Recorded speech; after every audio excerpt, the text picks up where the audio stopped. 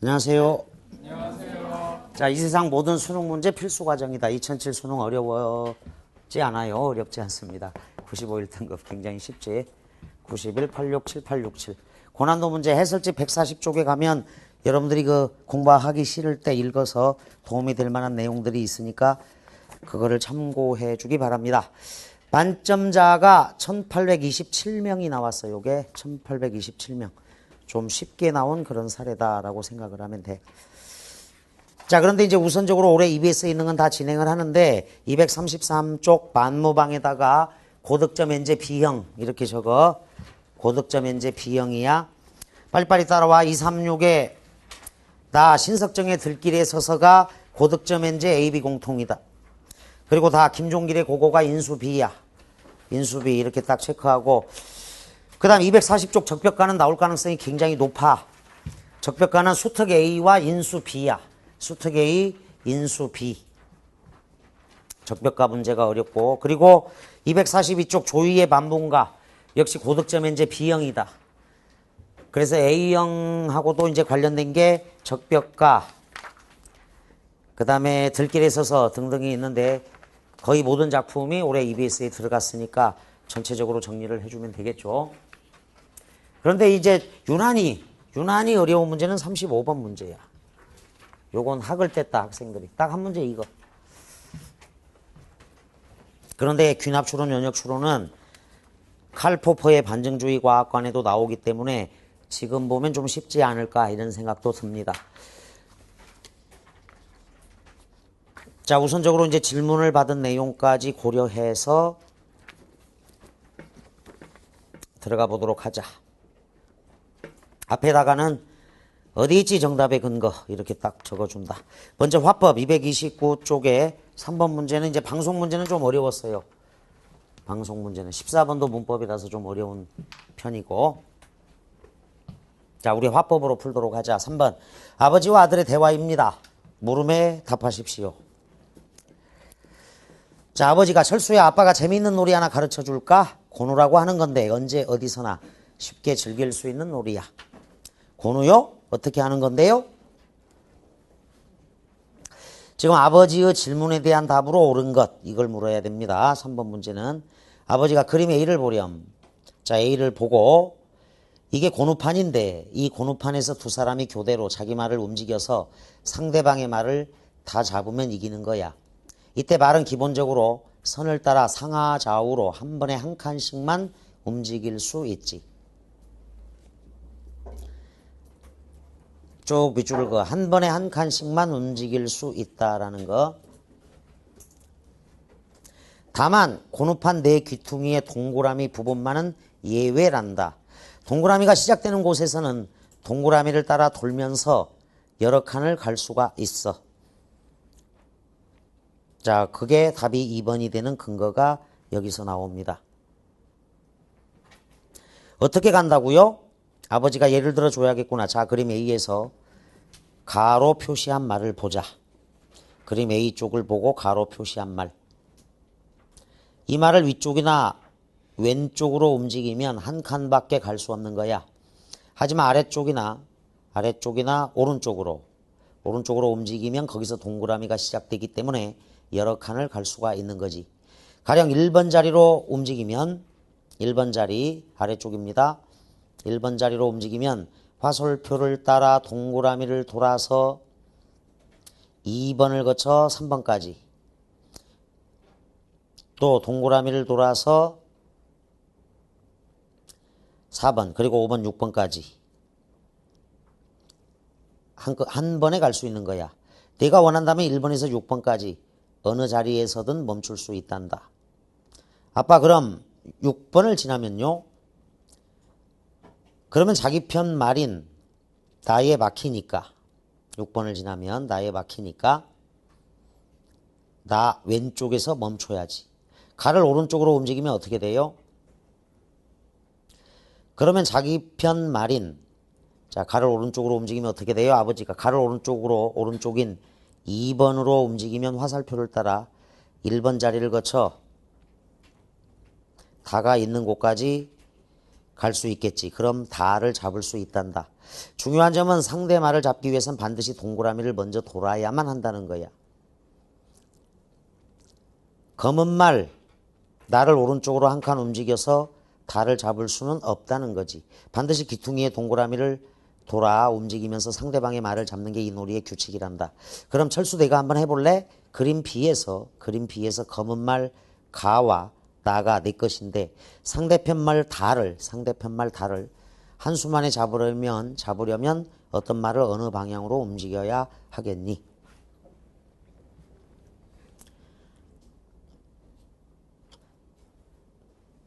자, 먼저 가를 1번 선택지 가를 1로 그러면 바로 1까지밖에 못 가죠. 한 칸밖에 못 움직인다. 자, 가를 2로 돌아서 동그라미 3개를 걸쳐 잡을 수가 있겠네요. 가를 2로 돌아서 3까지 갔다가 계속 돌면 5번 자리까지 온다. 자, 2번 정답인데 동그라미 3개를 거쳐 잡을 수 있다. 상대 말을 잡기 위해선 반드시 동그라미를 먼저 돌아야만 한다. 동그라미는 여러 칸. 자, 그래서 가를 2번 쪽으로 돌리면 이렇게 동그라미가 그려지고 이렇게 그려지고 이렇게 그려지면서 이렇게 공격을 하면 되겠죠. 다. 그래서 잡을 수 있는 거지. 질문자 이해되지? 그대로 따라가면 돼. 자, 그 다음에 가를 3으로 간다면 나에 막히게 되겠죠. 그래서 안 돼. 그 다음에 나를 4로 한 칸밖에 못 가고 나를 5로 가도 못 잡아. 상대편 말을 한수만에 잡으려면 동그라미가 있는 귀퉁이 방향으로 움직여야 한다. 그래서 2번인데 이건 방송 문제가 훨씬 더 어려웠다라는 거야. 방송 문제가 더 어려워. 딱 한 방에 집중해서 풀어야 되는 그런 문제가 되겠습니다. 화법, 작문 쭉 넘겨서 12번으로 가보자. 문제가 대체로 쉬워요. 12번. 소비자 보호기관 홈페이지에 올리기 위한 글의 초고이다. 고쳐 쓰려는 내용으로 적절하지 않은 것 그랬어. 적절하지 않은 것 X가 돼 있고, 자, 하자 및 불만사항이 있고 요구사항이 있습니다. 구입한 지 1년도 안 된 전화기를 2번이나 수리를 받았는데 또 같은 고장이 나고 말았습니다. 다시 서비스 센터에 찾아가서 제대로 고쳐지지 않았다고 항의했지만, 자, 역접인데 그제야 본사로 보내 부품을 교체하겠다더군요. 자, 항의했더니로 고치면 되겠습니다. 1번 선택지 기억은 앞뒤 문맥이 자연스럽게 연결되도록 항의했더니로 고쳐야 되겠죠. 항의했더니 그제서야 본사로 보내 부품을 교체하겠다더군요. 전화기를 맡긴 뒤 약속한 날이 되어 찾으러 갔더니 아직 도착하지 않았다며 며칠 뒤에나 다시 오랍니다. 전화기 고장 자체도 문제이지만 이런 성의 없는 서비스 태도야말로 더 큰 문제라고 생각합니다. 소비자로서 이와 같은 처사에 어깨 열받지 않겠습니까? 자, 이거는 지금 전화기가 고장났다. 하자의 내용 그리고 불만사항은 성의 없는 서비스 태도죠. 따라서 니은은 전체를 개괄하는 진술이므로 글의 맨 앞으로 옮겨야겠다 그랬는데 그대로 두는 게 맞습니다. 글의 맨 앞으로 옮기면 왜 안 돼? 자, 니은을 맨 앞으로 가봐. 전화기 고장 자체도 문제이지만 이런 성의 없는 서비스 태도야말로 더 큰 문제라고 생각합니다. 이런 대명사죠. 자, 이런이 지칭하는 건 앞의 내용이잖아. 그러니까 문장 맨 앞으로 옮기면 안 되겠다. 12번에 2번이다. 그대로 둔다. 자, 어깨 열받지 않겠습니까? 3번 디귿은 표준어로 인정하지 않는 비속어이므로 어찌 화가 나지로 바꿔 써야 하겠습니다. 어찌 화가 나지 않겠습니까? 불만사항이 이제 성의 없는 서비스 태도야. 요구사항 리얼. 어제는 제 친구도 같은 문제로 불편을 겪고 있다는 얘기를 들었습니다. 요구사항이 아닙니다. 생략. 해당 업체가 신속히 제품을 수리하거나 교환해 주도록 조치해 주시기 바랍니다. 수리하거나 교환해 주도록으로 고쳐야겠습니다. 수리하거나 교환받도록. 해당 업체가 교환받도록. 말이 안 되죠. 교환해 주도록 조치해 주시기 바랍니다. 또 한 달여 동안 낭비한 시간과 엉뚱하게 들인 수리비도 보상받고 싶습니다. 12번 답 2. 이런이라는 그 지칭어, 이런 성의 없는 서비스 태도야말로 이런이 지시하는 말이 앞에 문장이니까 그대로 둔다. 13번 갑니다. 자, 13번 문제가 안 풀릴 때는 저 뒤에 맨 뒤에 이제 여기는 60번까지 있으니까 위에다 꼭 적어. 13번 문제가 안 풀릴 때는 60번까지 갔다가 되돌아온다. 그러면 바로 풀려. 머리가 활성화가 안 되면 안 풀릴 때가 있어. 이런 문제는. 써놔 꼭. 안 풀릴 때는 60번까지 가면서 수없이 많은 글을 읽게 된다고. 계속 읽어. 읽으면 머리가 이제 활성화가 되지. 그래서 와서 보면 바로 떠올라. 실제 아침형 수험생이 되어야 돼. 명사는 보통 모든 조사와 결합할 수 있다. 그러나 극비리는 원칙적으로 외의 조사와는 결합하지 않는 명사로 극비리의 사업을 추진하다처럼 사용되고 극비리가 극비리를 극비리에게 극비리이다처럼 사용되지 않는다. 적용해 보면 돼요. 1. 사고를 미연에 방지하지 못했다. 그래서 위에다 집어넣어. 미연이 미연을 미연의 미연에게 미연이다. 안 됩니다. 미연의 사고. 어떤 일이 아직 그렇게 되지 않은 때 미연인데 애하고만 쓰인다. 2번 이 판국에 내가 나한테 그럴 수는 없다. 이 판국은 이 판국이다. 이다 붙여도 되죠. 지금은 마무리 필살기를 하는 판국이다. 뭐 이렇게. 선생님 덕분입니다.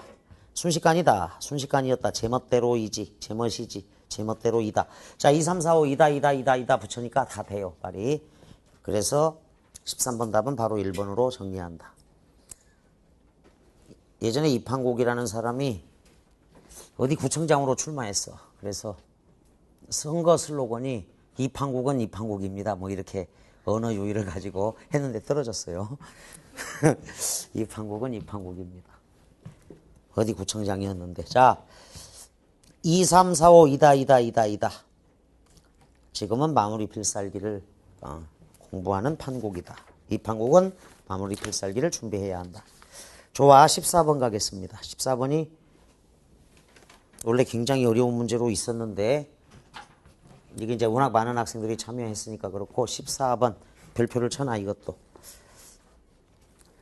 보기를 바탕으로 전미사 되다에 관한 탐구학습을 수행한 결과로 타당하지 않은 것 그랬습니다. 건설되다, 발견되다, 평가되다, 처리되다. 피동의 뜻을 더하고 동사를 만드는 역할을 하는 전미사. 자, 피동이고 건설되다, 발견되다, 평가되다, 처리되다. 피동의 뜻을 더하고 동사를 만들었습니다. 다리가 건설되었다. 유물이 발견되었다. 되다. 다음 못되다. 되다 이죠. 참되다. 막되다. 영광되다. 자, 못하고 막은 부사야. 그런데 참과 거짓 이렇게 되어 있으니까 참되다 할 때 참은 명사. 영광도 명사. 따라서 상태나 성질을 갖게 만드는 역할이니까 못되다, 참되다, 막되다, 영광되다는 형용사야. 형용사. 못된 장난을 치다니 영광된 자리에 서다. 1번 가죠. 되다 이런 받침이 없는 말. 평가되다, 처리되다. 받침이 없는 말과 있는 말. 건설되다의 건설의 리을. 발견되다의 발견의 니은. 받침이 있는 말과 없는 말 모두에 붙을 수 있구나. 좋아요. 되다 이는 명사뿐 아니라 참과 영광이죠. 부사와도 결합합니다. 자, 그래서 어떤 학생한테 명사가 뭐야? 그러니까 못, 참, 영광 이렇게 답변하는 녀석이 있었어. 못 있잖아. 벽에 박는 못. 망치하고 못 이렇게 얘기하는 녀석이 있어가지고 못된 녀석. 자, 부사야 부사. 못되다. 못가다. 못하다. 뭐 못이 되다가 아닙니다. 못하고 막은 부사야. 3. 되다 일이 붙으면 동사가 되고 되다 이가 붙으면 형용사가 됩니다. 3, 4 묶어. 되다 일은 행위나 작용의 의미를 갖는 명사와 결합하죠. 동사니까. 동사는 동작, 작용, 행위나 작용의 의미를 갖는 명사와 결합하지만 되다 일은 그렇지 않죠. 상태나 성질이야. 형용사니까. 3, 4 묶어도 돼. 5번 되다 일은 이루거나 만들다의 의미 X하고 이루어지거나 만들어지다의 의미야. 피동의 뜻이니까. 고쳐. 되다 일은 이루어지거나 만들어지다의 의미를, 되다 이는 자 바뀌거나 변화하다의 의미를 더하는구나 그랬는데, 바뀌거나 변화하다가 아니라 그러한 상태, 그러한 상태나 성질. 자 영광되다, 참되다, 참과 거짓 이렇게 딱 적어주면 돼. 그래서 되다 피동이야. 피동. 14번 답을 5번으로 정리하겠습니다. 넘기자. 반모방이네. 반모방에서 이제 가장 중요한 문제는 상황의 역설이 있다는 거야. 16번의 디귿이야. 상황의 역설.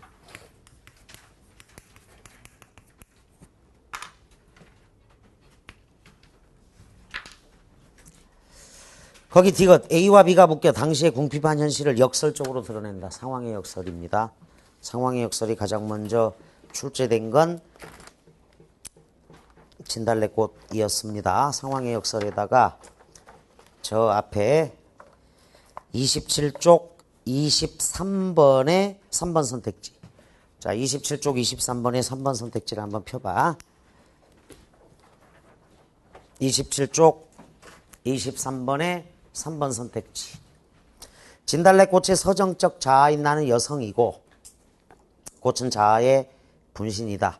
이 시는 들여 밟히는 외적 상처와 내면적 희생을 달게 받아들이겠다는 역설적 의미를 표상하고 있다. 요게 상황의 역설이야. 님이 떠나가는데 꽃을 뿌리며 축복한다라는 게 상황 자체가 어긋나 받지 않아 상식에 어그러진다. 그래서 역설적 의미에다가 적어도 234쪽 16번 이렇게 234쪽 16번이라고 딱 적어준다. 상황 자체가 상식에 어긋나거나 논리적인 모순이 있는 것 이렇게 생각을 하면 돼요. 자, 15번에서 19번 가보자. 주제소는 그를 노려보았다. 툭하면 오라가라 하는데 학질이었다. 자, 그 동그라미 쳐. 만무방은 막 되어 먹은 사람. 염치 없이 막 되어 먹은 사람. 응치리를 얘기해. 응치리가 만무방이다. 주제소는 그를 노려보았다. 툭하면 오라가라 하는데 학질이었다. 말라리아 같은 거야. 어느 동리고 가 있다가 불행히 일만 나면 누구보다도 그부터 붙들려 간다. 왜냐하면 그는 전과 사범이었다. 자, 별이 4개. 별이 4개야. 아니야, 별이 전과자 이런 뜻이야. 별이 4개라고 적어놔. 이게 이제 시험 문제에 나온 적도 있어요. 열린 사회와 그 적들이라는 김소진의 소설에서 별이 빛나는 밤의 마을, 전과자가 많을 때 쓴다고. 별이 4개. 처음에는 도박으로, 다음엔 절도로, 또 그 다음에는 절도로. 자, 주제소는 이제 시대 배경하고 직결된다. 일제강점기에 이 경찰의 말단기관 주제소야. 그러나 이번 멀리 아우를 방문하면 생활이 궁하여 근대로 왔다거나 도움받으러 왔다거나 혹은 일을 해보러 온 것은 결코 아니었다.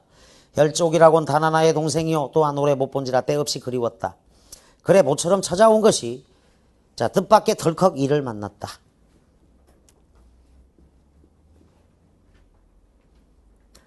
자 도박 절도 가난 때문에 만무방이 되어가는 응치리의 모습. 뜻밖의 덜컥 이를 만났습니다. 이게 사건이죠. 지금까지 논의 벼가 서 있다면 그것은 성한 사람의 짓이라 안 할 것이다. 응오 내목한 척 모범적인 농군 응오. 응오는 응곡의 논의 벼를 여태 베지 않았다. 물론 응오가 베어야 할 것이나 누가 듣든지 그 형 응치리를 먼저 의심하리라. 자 응치리는 동그라미. 그럼 여기에 따른 모든 책임을 응치리가 혼자 지지 않으면 안 될 것이다. 자, 전과 사범이니까 그렇습니다. 응오는 진실한 농군이었다. 인물의 성격을 직접적으로 제시하고 있습니다. 나이 31로 무던히 철났다 하고 동리에서 알아주는 모범 청년이었다. 동리에서 알아주는 모범 청년이었습니다.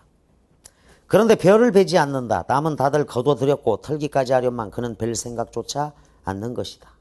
왜 그럴까요? 진실한 농군임에도 불구하고 왜 별을 베지 않았을까? 지주라든 혹은 그에게 장리를 놓은 김참판이든 뻔질 찾아와 별을 베라 독촉하였다. 지주 세모골, 김참판 세모골.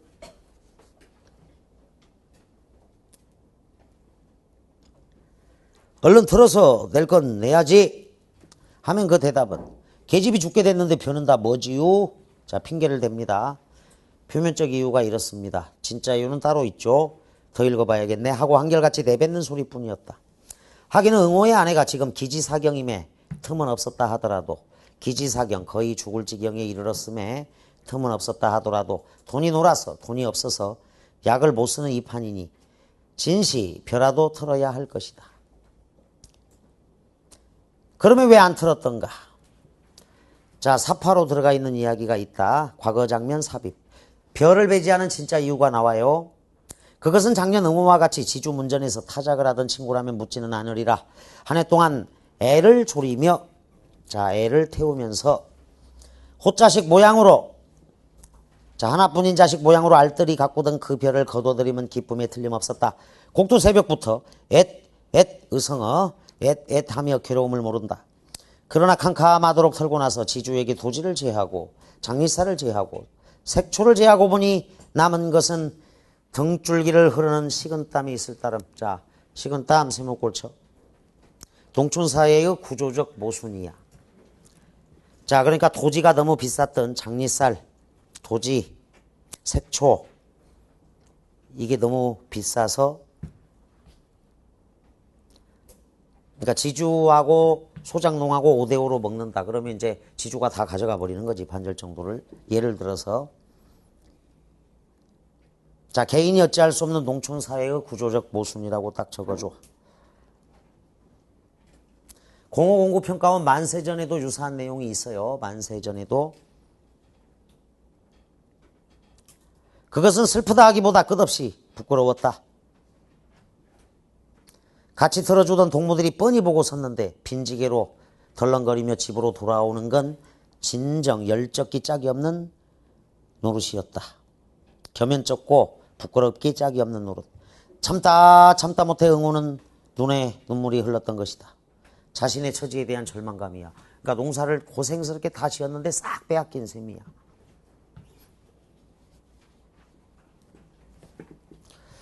가뜩한데 엎치고 덮치더라고. 설상가상 엎친 데 덮친 격. 올해는 고나마 흉작이었다. 새바람과 비에 벼는 깨깨 비틀렸다. 새바람은 동풍, 깨깨 몹시 야인 모양으로 비틀렸다. 이놈을 가을하다는 추수하다, 수확하다. 계절 배경 가을 아닙니다. 계절 배경 가을 아니고 보리가을은 보리 수확기 5월이야. 밀 수확기도 5월. 자, 보리하고 밀 5월입니다. 벼가 10월, 9월, 10월이고 이놈을 수확하다간 먹을 게 남지 않으면 물론이요. 빛도다 못 가릴 모양. 자, 빛도다 못 갚을 모양 문맥으로 됩니다. 에라 빌어먹을 것 너희들끼리 캐다 먹든지 말든지 멋대로 하여라 하고 내던져두지 않을 수 없었다. 자, 여기 에라 거기서부터 간접화법이야. 에라 빌어먹을 것 너희들끼리 캐다 먹든 말든 멋대로 하여라. 간접화법으로 심리를 나타냈습니다. 하고 내던져두지 않을 수 없다. 별을 거뒀다고 말만 나면 빚쟁이들은 우 몰려들 거니까. 다음 응칠이 이야기. 다시 이제 응칠이를 따라가 보자. 응칠이의 죄목은 여기서도 또렷이 드러난다. 자, 국으로 가만만 있었다면 좋은 걸. 자, 잠자코 가만만 있었다면 좋은 걸. 이 사품에 뛰어들어, 이 과정에 뛰어들어 지주의 뺨을 제법 갈긴 것이 응칠이었다. 처음에야 그럴 작정이 아니었다. 그는 여러 곳 물을 마신 이만치 여러 곳 물을 마신 사람이기 때문에 어지간히 속이 튄 건달이었다. 지주를 만나 까놓고 썩 좋은 소리로 의논하였다. 올농사는 반실이니 도지도 좀 감해주는 게 어떠냐고. 그러나 지주는 아무 말 없이, 자, 올농사는 반실이야. 절반 정도 잃었으니까 감해달라. 그러나 지주는 고개를 모로 흔들었다. 자, 그 앞에 아무 말 없이를 뒤로 연결해. 모로 가도 서울만 가면 된다. 좌우로 이 뜻입니다. 자, 자, 뭐로 가도 서울만 가면 된다. 그래서 19번에 4번 거칠게 흔들었다가 아니고 좌우로, 옆쪽으로, 대각선으로, 옆쪽으로 정도의 의미야. 그러니까 뭐로 가도 서울만 가면 된다에 뭐로가 좌우로 가도 대각선으로 가도 서울만 가면 된다 이런 뜻이야. 뭐로 가도 서울만 가면 된다가 거칠게 가도 서울만 가면 된다 이런 뜻이 아니라고. 이런 뜻이 아니기 때문에 아무 말 없이 좌우로 흔들었습니다. 정 이러면 하여튼 1년 품은 빼야 할 테니 나는 그놈에다 불을 지르겠소 하여도 잠자코 응치 않는다. 지주로 보면 자기로도 그 편은 넉넉히 거둬들일 수는 있다마는 한번 버릇을 잘못해 놓으면 여느 작인까지 행실을 벌일까 염려하여 겉으로 독촉만 하고 있는 터이였다. 실상이야 고까지 볕좀 있어도 고만 없어도 고만 그 심보를 눈치채고 응치리는 화를 벌컥 낸 것만은 좋으나 저도 모르게 대뜸 주먹뺨이 들어갔던 것이다. 자, 다혈질인 응치리의 성격이죠. 이렇게 문제 중에 있는 벼인데 귀신의 노름 같은 변고가 생겼다. 자, 변고 세목골 이상 야릇한 일, 재변이 생겼다. 다시 말하면 벼가 없어졌다. 그것도 병들어 쓰러진 쭉정이는 제쳐놓고 무얼로 그랬는지 알짱 이상만 따갔다. 그 면적으로 어림하면 아마 못돼도 한 댓말가량은 될는지? 응칠이가 아침 일찍이 그 돈깨로 논일자 이걸 발견하고 기가 막혔다. 누굴 성가시게 굴려고 그러는지 산속에 파묻힌 논이라 아직은 본 사람이 없는 모양 같다. 하나 동리에 이 소문이 퍼지기만 하면 저는 어느 모로든 혐의를 받아 패는 조이 입어야 될 것이다. 자, 응칠이가 도둑을 잡으려는 이유가 나옵니다. 전과 사범이라서 그래. 자, 1시경쯤 지났을까? 잠깐 동안 지났을까? 도적은 다시 나타난다. 자, 도적도 사실은 네모칸 쳐야 돼. 나타난다. 현재형 서술이야. 생생함이 있다. 논둑에 머리만 내놓고 사면을 두리번거리더니 그제야 기어 나온다. 현재형 서술. 얼굴에는 눈만 내놓고 수건인지 뭔지 헝겊이 가리었다. 보찜을 등에 짊어매고는 허리를 구부시 뺑소니를 놓는다. 자, 뺑소니를 칩니다. 36개. 그러자 응칠이가 날쌔게 달려들며 응칠이 이 자식 남의 벼를 훔쳐가니? 하고 대포처럼 고함을 지르니 논둑으로 그대로 대굴대굴 굴러서 떨어진다. 얼결에 호되게 놀란 모양이다. 응칠이는 덤벼들어 우선 허리깨를 때려 조겼다. 어이 쿠쿠쿠 하고 처참한 비명이다. 이 소리에 귀가 번쩍 뜨여서 그 고개를 들고 팔부터 벗겨보았다. 그러나 너무나 어이가 없었음인지 시선을 치거드며 그 자리에 우두망찰하다. 정신이 얼떨떨하여 어찌할 바를 모르다. 이런 뜻입니다. 그것은 무서운 침묵이었다. 살뚱맞은 바람만 공중에서 북새를 논다. 부산을 떨며 법석이다. 한참을 신음하다 도적은 일어나더니 성님까지 이렇게 못살게 굴기요. 자, 응호죠. 지주와 빚쟁이 때문에 출소도 못하는데 형님까지 방해한다고 동생은 생각을 했죠. 제법 눈을 부라리며 몸을 획 돌린다. 그리고 흐느끼며 울음이 복받친다. 보찜도 내버린 채 내 거 내가 먹는데 누가 뭐래 하고 뒤통수로 내뱉고는 비틀비틀 논 저쪽으로 없어진다. 자신이 농사지은 벼를 자신이 훔칠 수밖에 없는 상황의 역설적 상황이야. 형은 너무 꿈속 같아서 멍하니 섰을 뿐이다. 우두망찰 일제치야. 그래서 이제 소작놈들이 일본 놈들의 꾀임에 빠져서 소작빚 갚아주고 일본에 가면 많은 돈을 번다 해서 징용으로 끌려가기도 하고 소작농들을 공략해서 성공한 거야. 그게 이제 만세전에 나온다고. 0509 평가원 만세전. 이게 사회구조적 모순 때문에 자, 합리적으로 이렇게 지주와 소작인의 관계가 설정이 되어야 돼. 법적으로. 너무 과도하니까 이런 문제가 생기는 겁니다. 15번 너무나 당연하다. 인물의 행동과 심리를 따라가며 서사를 전개하고 있다. 15번에 1번이야. 자, 소설이란 사건이다.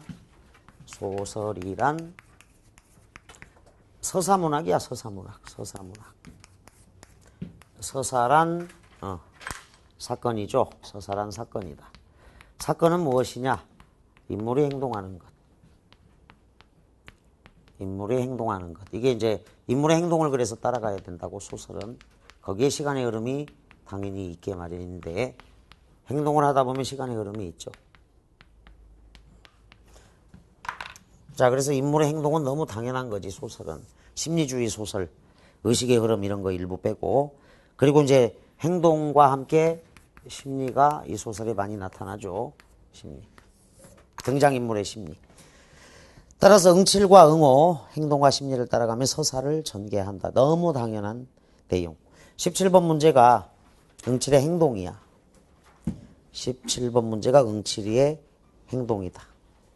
이 다양한 인물들의 경험을, 다양한 인물들 X에 응칠, 응오 형제가 주를 이루고 있고 사파 형식으로 나열하고 있다. 자, 사파적인 이야기는 과거 회상 장면에 나오기는 나와 한 번쯤은 과거 장면이 삽입된 사파라고 볼 수는 있는데 다양한 인물들도 인물틀 그리고 사파 형식의 나열. 자, 사파 형식의 나열은 이렇게 적어도 공사공고 평가원 민홍전이야. 올해 민홍전이 또 EBS에 같은 제시문이 있어요. 수능 특강 A형에 있어. 사파 형식으로 5개의 사파가 나열된 게 공사공고 평가원 민홍전. 15번 답은 일로 해야 돼. 행동과 심리를 따라가며 서사 전개. 의식의 흐름 소설은 생각을 따라가는 것, 의식을 따라가는 거야. 장황한 해설 X. 작가의식 표출은 상황의 역설을 통해 작가의식의 표출, 이렇게 상황적 아이러니, 상황의 역설을 통해 표출한다라고 볼 수 있겠죠. 인물의 외양묘사 안 나옵니다. 회상을 통해, 회상은 있는데 서정적 분위기 X, 서정적 분위기를 자아내고 있다. 서정적 분위기, 낭만적 분위기는 2005 수능 메밀꽃 필 무렵이야. 메밀꽃 필 무렵은 A형 교재에 있어. 작가의식은 주제의식이라고 정리해봐. 주제의식. 장황한 해설이 있는 소설은 만세전, 비오는 날, 이태준의 복덕방, 손창섭의 비오는 날, 염상섭의 만세전 이런 데 있습니다. 15번 답은 너무나 당연하다. 소설, 인물의 행동을 따라가면서 심리까지 같이 추가적으로 이어지는 거다. 이렇게 생각하면 되겠네. 16번입니다. A와 B에 대한 설명으로 적절한 것을 보기에서 골라 바르게 묶은 것은 그랬다. A는 B의 사건이 일어나게 된 상황적 배경이죠. B의 사건은 자기 별을 훔칠 수밖에 없는 사건이야. B가 그렇다. A는 올해 흉작이 들었고 수확을 하지 않는 이유가 나타난다. 니은 A에 드러나 있는 갈등은 B에서 극적으로 해소된다. X에 갈등이 표출되죠. 해소된다. X.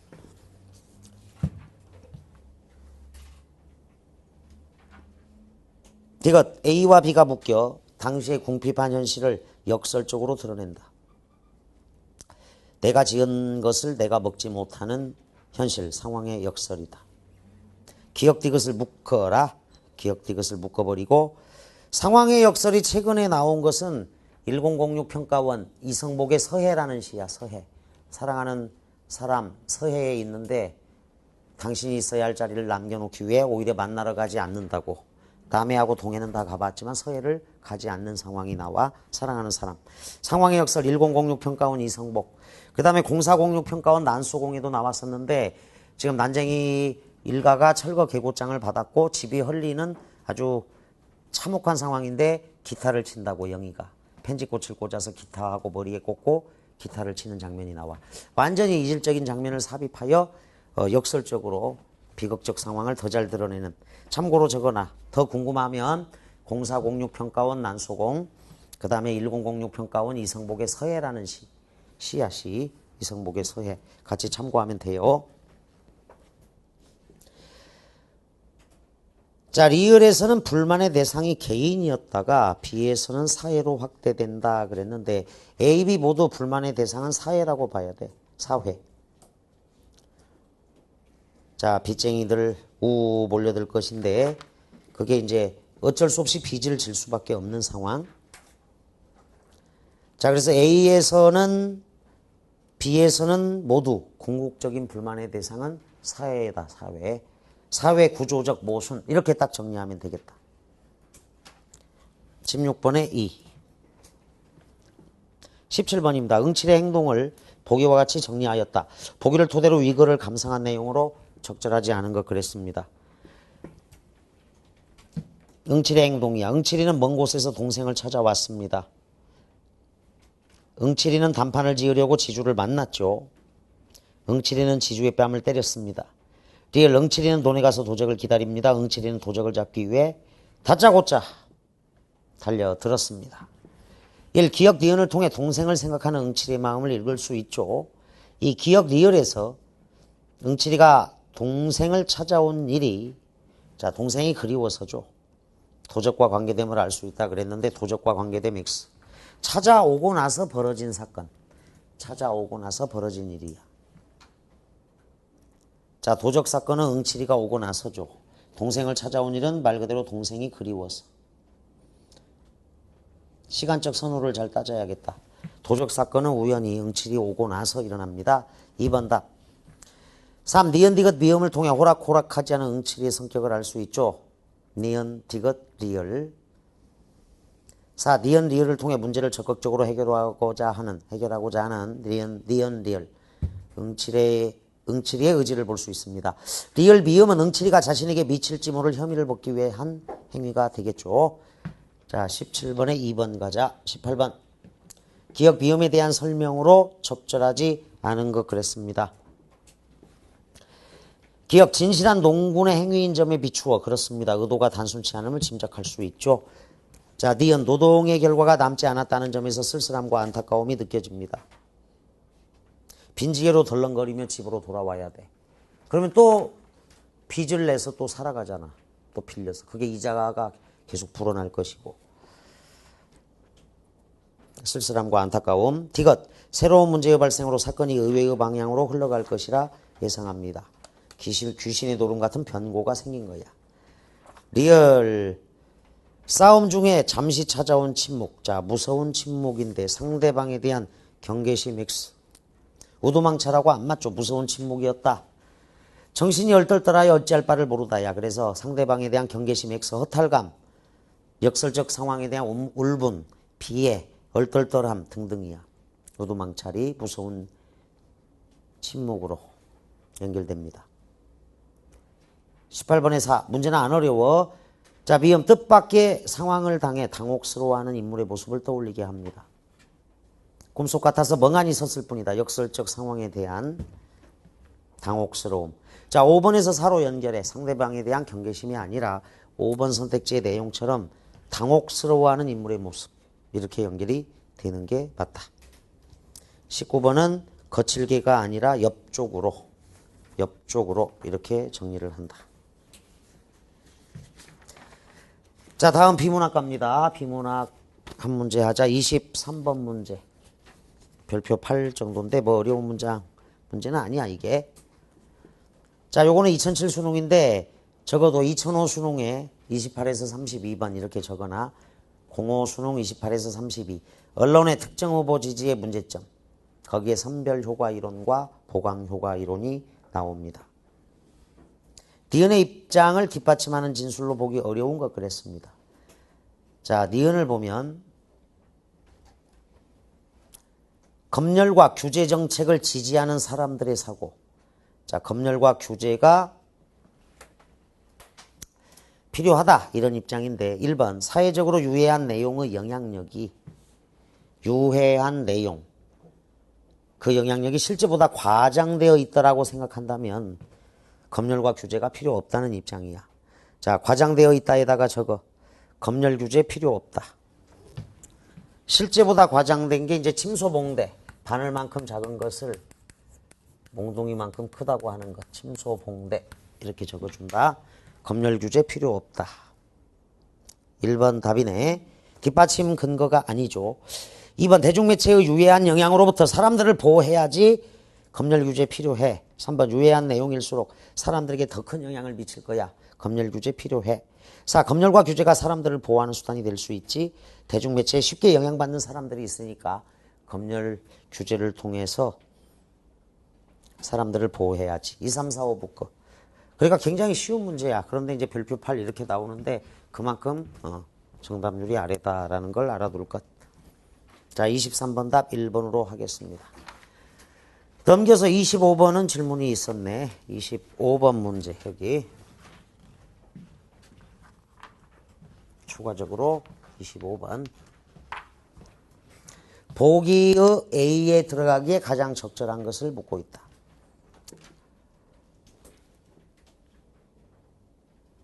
공공대학교는 기존의 어느 학과에도 소속시킬 수 없는 새로운 학문을 가르치기 위해 그 학문의 명칭을 사용한 학과를 신설하였습니다. 그래서 로봇공학을 가르치기 위해 로봇공학과를, 분자생물학을 가르치기 위해 분자생물학과를 신설하였습니다. 이것은 새로운 학문의 명칭을 그대로 학과 명칭에 사용했다는 점에서 위 글에서 설명한 기준이나 관점 중에 A와 유사하다 그랬습니다. 자, 로봇공학, 기술이죠. 연구 대상이 곧 산업이 되는 것인데 사문단 한번 보자. 사문단에서 답을 찾으면 된다. 한편 기술이 진보한 결과 새로운 기술 영역이 출현하는 경우도 있다. 이렇게 등장한 기술 영역은 신속한 실용화의 요구 때문에 그대로 새로운 산업으로 형성되는 모습을 보이기도 한다. 예를 들어 정보기술에서 비롯된 정보기술 산업은 이미 핵심적인 산업으로 자리 잡았고 바이오기술, 나노기술, 환경기술 등도 미래의 유망 산업으로 부각되고 있다. 자, 로봇, 분자생물학, 로봇공학 연구 대상이 곧 산업이 되는 경우죠. 1. 클라크의 기준 X. 표준산업 분류의 기준 안 되고 경제협력개발기구의 기준 안 되고 기술 영역을 중시하는 관점. 4단락이죠. 5번 시장 수요를 고려하는 관점인데 수요는 학생들이나 기업이 취업을 보장하고 학생들이 또 원하는 경우죠. 시장 수요. 자, 그거는 이제 오문단 내용이야. 산업의 변화는 기술 이외에 시장 수요 측면에서도 그 원인을 찾을 수 있다. 가령 인구 구성과 소비 가치가 변화함에 따라 과거의 고정관념에 얽매이지 않는 수많은 새로운 산업이 나타나고 있다. 패션 산업, 실버 산업, 레저 산업 등은 표준 산업 분류에 나오지 않지만 현실적으로 이미 중요한 산업으로 인식되고 있다. 시장 수요의 측면은 자, 보기로 간다면 패션학과, 레저학과, 실버 산업학과 이렇게 가야겠네. 자, 그런데 사문단에 기술 이야기야. 기술. 로봇공학하고 분자생물학 연구 대상이 곧 산업인 경우니까 사로 해줘야 된다. 5번하고 구별합니다. 굉장히 쉬운 문제라고 할 수 있고 넘겨보겠습니다. 시네 시. 여기 다 중요하다라고 할 수 있겠어요. 시는. 교목은 작년에 EBS에 있었는데 올해는 신석정의 들길에 서서 그리고 이 다가 진짜 좋은 시야. 그런데 그 당시는 낯선 시라서 학생들이 굉장히 골탕을 먹기도 했어요. 낯선 시였다. 32번 문제 좋아. 문제 적절하게 잘 낸 문제야. 물론 여러분들이 다 제시문에 근거해서 풀어야 한다. 30번 문제는 복잡해 보이지만 늘 나온 대로 바람은 실현고난 역경과 관련되는 실현고난 역경 이것과 관련되는 내용이다. 자, 28에서 32번 사이 그리고 뒤에 35번 문제 할 게 좀 많네. 적벽가까지 반봉가 적벽가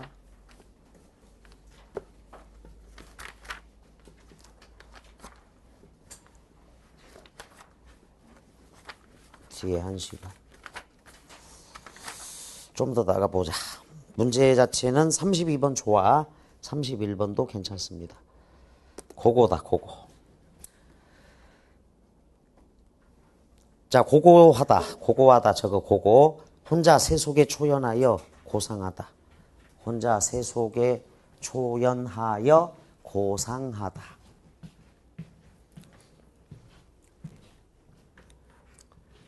자, 백운대가 있고 인수봉이 있어요.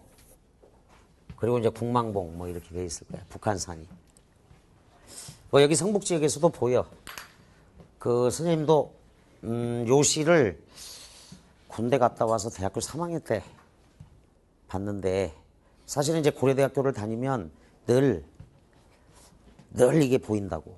근데 어느 정도로 멋있냐면은 적설도 굉장히 멋있어. 근데 다른 데는 눈이 내리면 절대 안 되고 아주 드물게 여기만 딱 내려. 여기만 기가 막히게 이게 여기만 딱 내리는 그럴 때가 있어. 그래서 야 저거 정말 기가 막히는 아름다움이다. 아주 드물어요. 그래서 시를 쓰려고 했었어, 선생님도. 그래서 야, 저거 정말 저거를 형상화해야겠다. 근데 시가 이렇게 놀라운 시가 나와 있더라고. 그때 사실은 더 이 시를, 좋은 시를 읽는 감동과 즐거움이 있었는데 한편으로 절망했었다고. 아, 이분은 고려대 영문과 교수로 평생을 여기서 살았으니까 늘 보잖아, 겨울마다. 근데 이제 이게 드문 날이야, 이 고고한 아름다움. 자, 김종길 교수 거다. 고고, 성탄제, 설날 아침에 이런 시들이 있어요. 성탄제가 또 올해 EBS에 있죠. 북한산이 다시 그 높이를 회복하려면, 자, 높이 동그라미 쳐봐. 북한산이 다시 그 높이를 회복하려면. 자, 실제의 높이라기보단 고고한 높이야. 고고한 정신세계. 시인이 추구하는 정신세계인데 혼자 새 속에 초연하여 고상하다, 뭐 이 정도 의미.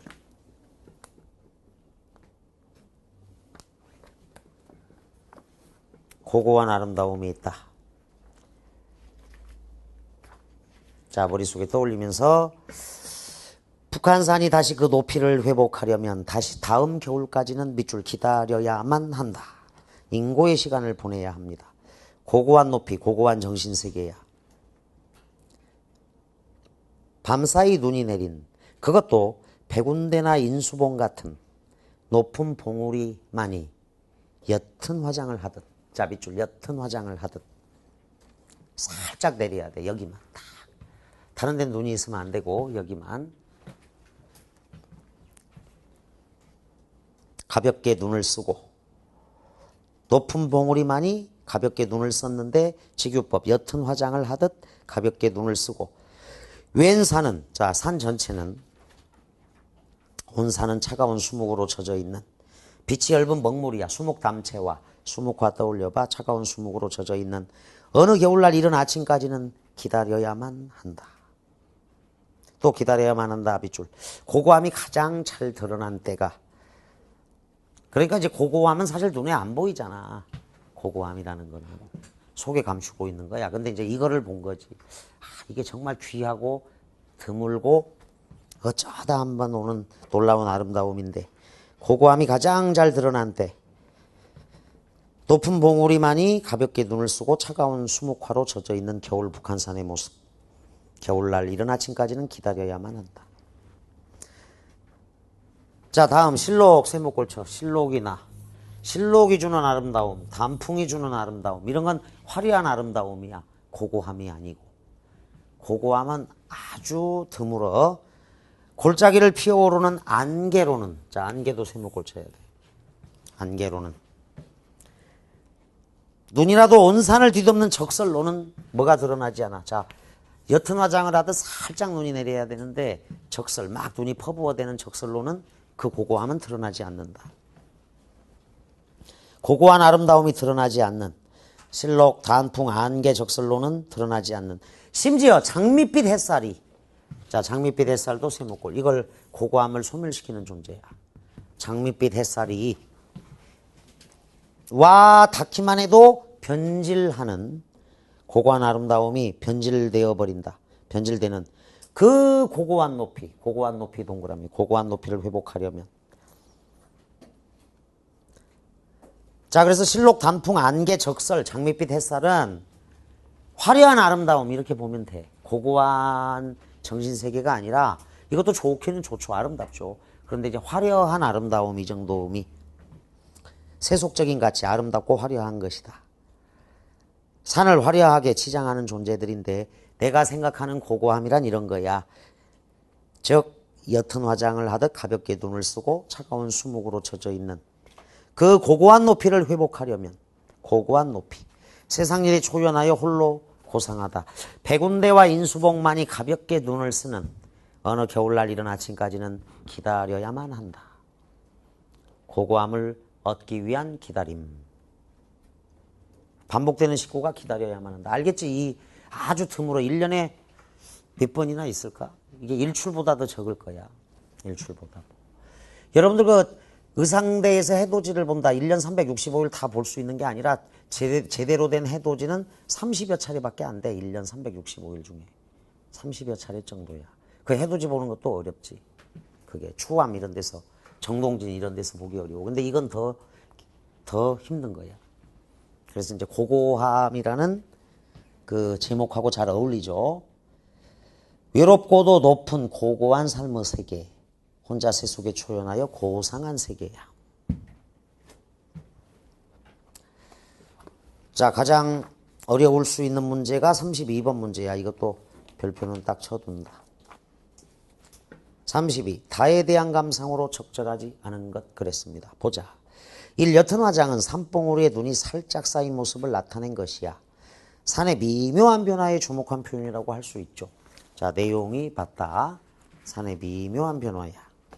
1, 2부 거. 차가운 수묵은 겨울산의 모습을 그림에 비유한 거죠. 수묵화.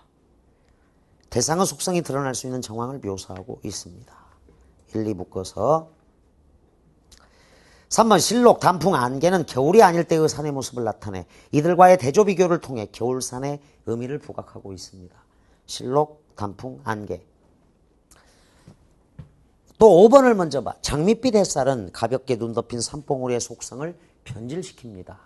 고고한 아름다움을 변질시킨다고. 그럼으로써 화자가 형성한 산봉우리의 의미를 생각해 보게 합니다. 이 고고함. 아주 드물고 귀한 고고함이야. 자, 5번에서 사로 연결, 3번에서도 사로 연결. 실록, 단풍, 안개, 장밋빛 햇살이 4번 선택지에 있는 적설, 전부 다 고고한 아름다움과는 대비되는 것들이야. 이게. 그래서 보일 거야. 4번. 왼산을 뒤덮는 적설은 가볍게 눈에 덮여있는 고고한 상태와 대비됩니다. 고쳐. 온산을 뒤덮는 적설은 가볍게 눈에 덮여있는 고고한 상태와 대비됩니다. 호응이 아니야. 호응, 상응, 대응, 조응이 아니라 대조, 비교.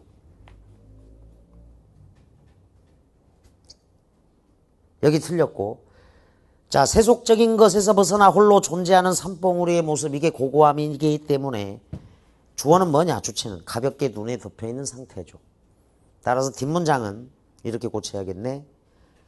가볍게 눈에 덮여있는 고고한 상태는 세속적인 것에서 벗어나 홀로 존재하는 산봉우리의 모습을 형상화하고 있어. 이래야 돼. 이해되죠? 따라서 요 4번이 맞는 선택지가 되려면 이렇게 고치면 돼. 가볍게 눈에 덮여있는 고고한 상태는 왼산을 뒤덮는 적설과 대비되지. 그리고 그 다음 문장 그대로 연결하면 돼. 주체가 뭐야? 지금 4번 선택지의 주체는 왼산을 뒤덮는 적설이죠. 그건 고고함과는 대조, 대비되는 것이다. 따라서 바꿔줘야 돼. 자, 가볍게 눈에 덮여있는 고고한 상태에서 화살표. 다음 문장으로. 자, 적설은 북한산의 고고한 아름다움을 볼 수 없다. 이렇게 정리하면 32번 답이 딱 4가 되는 거 보이죠? 좋아. 자, 그러면 나시도 또 보자. 신석정의 들길에 서서야. 신석정의 들길에 서서. 다시.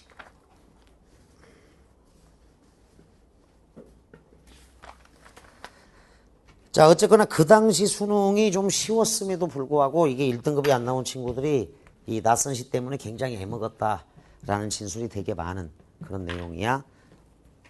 그러니까 쫄지 말고 이렇게 읽어주면 돼. 읽어주면. 어떤 뜻인지. 그리고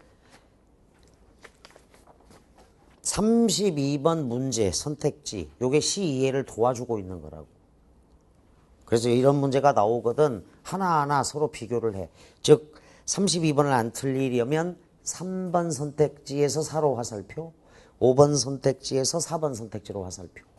그래서 여러분들이 문맥을 읽을 줄 안다면 실록, 단풍, 안개, 적설, 장밋빛 햇살은, 자, 그러니까 빨리 시간이 시만 볼 수 없으니까 동그라미 칠 건 동그라미 치고 세모꼴 칠 건 빨리 세모꼴 치라고. 이건 보이잖아, 문맥에서. 그래가지고 접근에 들어가야 틀리지 않는 겁니다. 시간이 좀 어중간하니까 칠판 지우고 그 다음 이어서 진행하겠습니다.